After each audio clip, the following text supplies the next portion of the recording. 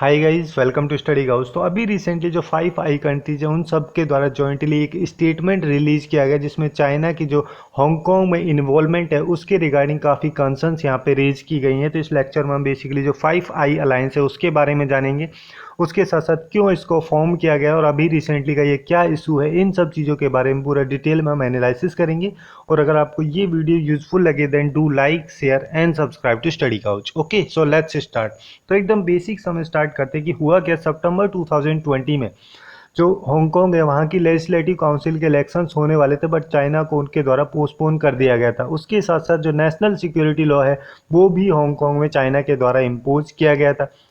तो इन सब स्टेप्स को देखते हुए जो 5 आई कंट्रीज हैं उन सब के द्वारा एक जॉइंटली स्टेटमेंट रिलीज किया गया जिसमें बेसिकली ये बोला गया कि चाइना जो है हांगकांग की ऑटोनॉमी को कर्ब करने की, अंडरमाइन करने की कोशिश में लगा हुआ है। उसके साथ साथ वहाँ के जो फ्रीडम्स हैं और जो राइट्स हैं उन सबको भी चाइना के द्वारा अंडरमाइन किया जा रहा है। और जो ये 5 आई अलायंस है ये बेसिकली 5 कंट्रीज का एक अलायंस है, जैसे कि ऑस्ट्रेलिया, कनाडा, यूके मतलब United kingdom, New Zealand and USA. और ये सारी 5 जो कंट्रीज हैं इन सब के द्वारा एक अग्रीमेंट साइन किया गया था जिसको कि उकासा अग्रीमेंट, यूएसए अग्रीमेंट के नाम से जाना जाता है, जो बेसिकली एक मल्टीलैटरल अग्रीमेंट है। इसमें बेसिकली ये पांचों कंट्रीज जो सिग्नल इंटेलिजेंस होगी या फिर इंटेलिजेंस से रिलेटेड जो कॉपरेशन होते हैं उन सब पे अग्री इनके द्वारा किया गया था। मतलब कि जॉइंटली इन सब के द्वारा जो इंटेलिजेंस रिलेटेड इश्यूज हैं उन सब पे कॉपरेट किया जाएगा। और रिसेंटली इन पांचों कंट्रीज के जो फॉरेन मिनिस्टर्स हैं उन सब की एक मीटिंग हुई जिसमें बेसिकली उनके द्वारा ये बोला गया कि जो डिसक्वालिफाइड इलेक्टेड लेजिस्लेटर थे हांगकांग के उन सबको वापस से चाइना के द्वारा री इंस्टेट किया जाना चाहिए। अब यहाँ पे 5 कंट्रीज का जो अलायंस है इसको तो 5 आई अलायंस के नाम से जाना जाता है, बट उसके अलावा एक और अलायंस है जिसको 9 आई अलायंस के नाम से जाना जाता है, जिसमें 5 तो ये कंट्रीज हैं, उनके अलावा 4 हैं फ्रांस, डेनमार्क, नॉर्वे और नीदरलैंड।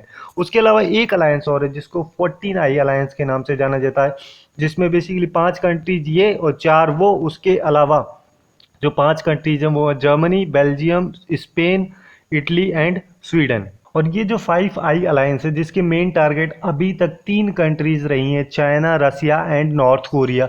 तो इसके लिए बेसिकली हुआ ये था, वर्ल्ड वॉर सेकेंड के बाद में जो भी अलायंस थे उन सब के द्वारा एक गोल रखा गया है कि जो वर्ल्ड वॉर सेकेंड है उसके बाद में पोस्ट टाइम में एक पीसफुल वर्ल्ड होना चाहिए। इस वजह से ही 1941 में जो एलाइज थे उन सब के द्वारा एक चार्टर इशू किया गया जिसको कि अटलांटिक चार्टर के नाम से जाना जाता है। और अभी तक इस चार्टर को जो ये 5 आई अलायंस है इसके बेस के रूप में कंसीडर किया जाता है। इसमें कई सारे प्रोविजंस थे, मतलब कि जैसे मान लो किसी एरिया में जो भी लोग रह रहे हैं उनकी विश के अगेंस्ट में वहाँ पे कोई टेरिटोरियल चेंजेस नहीं होने चाहिए, वहाँ के एरिया को लेके कोई चेंजेस नहीं होने चाहिए।